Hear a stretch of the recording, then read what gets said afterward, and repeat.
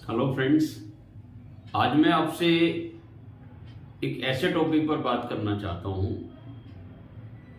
जो भारत के विकास, भारत की तरक्की और भारत के उभरने की कहानी बयां करता है। आज भारत विश्व में अपनी एक स्थिति बना चुका है, एक पोजीशन बना चुका है। भारत अब उड़ने के लिए तैयार है। भारत वसुधैव कुटुंबकम की अप्रोच लेकर एक जगत गुरु बनने की राह पर चल पड़ा है। बहुत सारी ताकतों ने भारत को तोड़ने की कोशिश की, लेकिन भारत आज अपनी पूरी ताकत से हर चुनौती का सामना करते हुए एक ऐसी उड़ान के लिए तैयार हो चुका है जो उसको विश्व गुरु बना के रहेगी। लेकिन बात आती है आम लोगों की। भारत जब इतनी तेजी से तरक्की करेगा, कर रहा है, और जीडीपी ग्रोथ इतनी हाई हो चुकी है भारत की, और भारत का जो भविष्य हम देख रहे हैं, जो हमें महसूस होता है, हमें दिल में महसूस होता है कि हाँ, कुछ तो भारत में ऐसा हुआ है जो भारत की पोजीशन को बढ़ा रहा है। हम एक 5वीं अर्थव्यवस्था से तीसरी अर्थव्यवस्था बनने की ओर अपने कदम बढ़ा चुके हैं। इंफ्रास्ट्रक्चर पे बहुत काम हो चुका है, हो रहा है, और आने वाले समय में बहुत तेजी से होगा। टेक्नोलॉजी में देखें, हम डिजिटल टेक्नोलॉजी में हम बहुत आगे जा चुके हैं।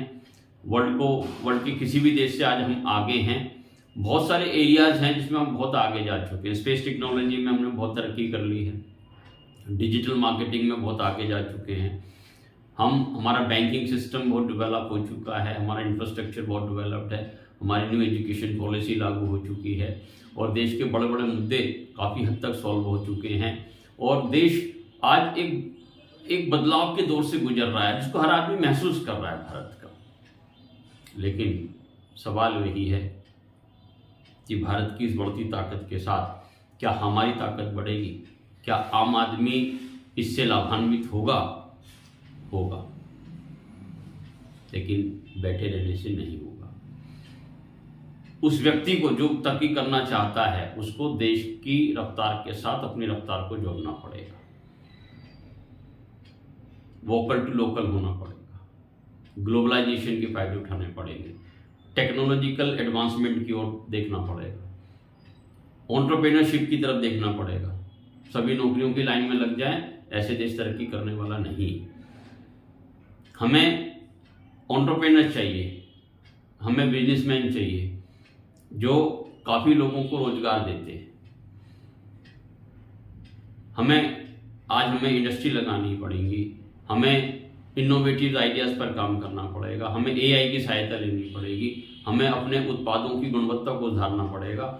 हमें हर भारत के एक एक कोने में कुछ ऐसे काम करने हैं, हमारा हर कोना रोशन हो।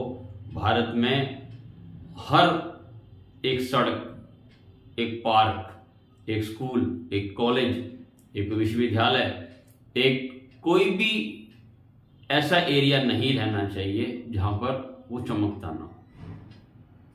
नीट एंड क्लीन हमें महसूस हो, जैसा हम अन्य देशों में देखते हैं। आज भारत उस स्थिति में है, हमें उस पर काम करना होगा। सफाई अभियान बहुत तेजी से चलाना पड़ेगा। अगर हम एक स्वच्छ भारत, एक स्वस्थ भारत, एक विकसित भारत के रूप में भारत को देखना चाहते हैं, तो इन छोटी छोटी बातों पर हमें ध्यान देना पड़ेगा।